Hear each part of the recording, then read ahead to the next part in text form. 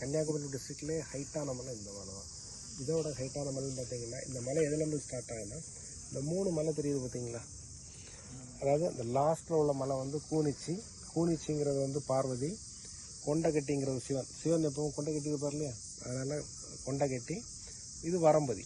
இந்த மலையோட கண்டினியூட்டி தான் இந்த எண்டு தான் முடியுது. இந்த 3 மலையுமே கண்டினியூட்டி மலை. இந்த 3 மலைக்கு போகிறதுக்கு வேறு ரூட் இருக்குது. பட் அங்கே போகிறது கொஞ்சம் ப்ராப்ளம், போக முடியாது. ஏன்னா கொஞ்சம் ஹில் ரொம்ப ஹைட்டாக இருக்கும். யாருமே அதாவது ஒரு ட்ரெக்கிங் கிடையாது, ஒன்று நடந்து மட்டும் தான் போக முடியும்.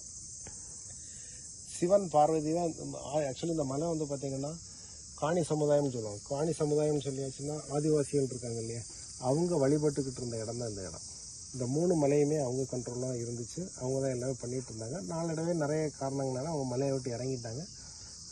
கொஞ்சம் சின்ன ப்ராப்ளம் இருந்ததுனால இப்போ வந்து அதை வந்து ஒரு ட்ரஸ்ட் எடுத்து நம்ம ட்ரஸ்ட் எடுத்து நடத்திட்டு இருக்காங்க. வரம்பதியிலிருந்து தான் ஸ்டார்ட் ஆகுது. வரம்பதியில் தான் சாஸ்தாவோட பிறப்பிடம்.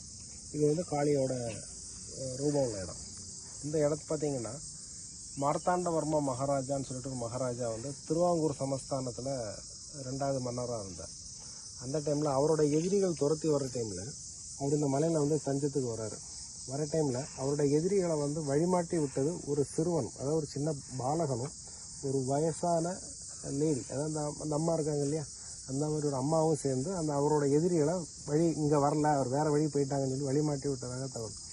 அந்த மாற்றி விட்ட மூணாவது நாள் தான் அவருக்கு தேவி அதாவது காளி வந்து அவங்க கனவுல சொன்னாங்க, மாற்றி விட்டது சாஸ்தா, அதாவது பாலசாஸ்தா.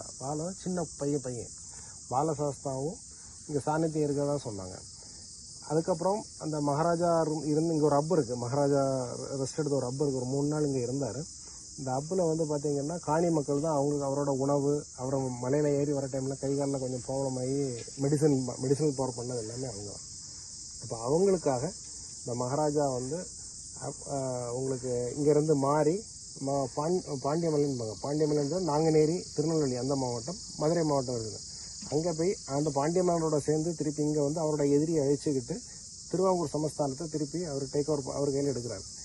அந்த 3 நாள் அவங்க வச்சு காப்பாற்றினதுனால இந்த 650 ஏக்கரை வந்து காணி மக்களுக்கு வந்து மகாராஜா வந்து கரமொழி இல்லா பட்டயம், அதாவது டேக்ஸ் கிடையாது, அவங்க காலங்காலம் யூஸ் பண்ணிக்கணும். 600 ஏக்கர் வந்து அவங்களுக்கு கொடுத்த மலை தான் இந்த ஏரியா ஃபுல்லாகவே. 600 ஏக்கர் இந்த மலை கொடுத்துருக்காங்க. இங்கே வந்து பார்த்திங்கன்னா மெயின் தெய்வம்னு பார்த்திங்கன்னா பாலசாஸ்தா, காளி, அதுக்கப்புறம் ருத்ரகாளின்னு ஒரு காளி வந்து நமக்கு அங்கே செப்பரேட்டாக இருக்குது. அது தேவியோட பிறப்பிடம்னு சொல்லுவாங்க. காளி மக்கள் வந்து அந்த இடத்துல தான் வழிபட்டுக்கிட்டு இருந்தாங்க. நாளடைவே இங்கே கீழே ரொம்ப அது வந்து பார்த்திங்கன்னா ரொம்ப கீழே இடம்.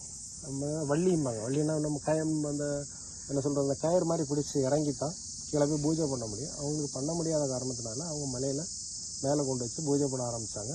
நாளடைவில் ட்ரஸ்ட்டு ரன் பண்ணிகிட்டு இருக்காங்க.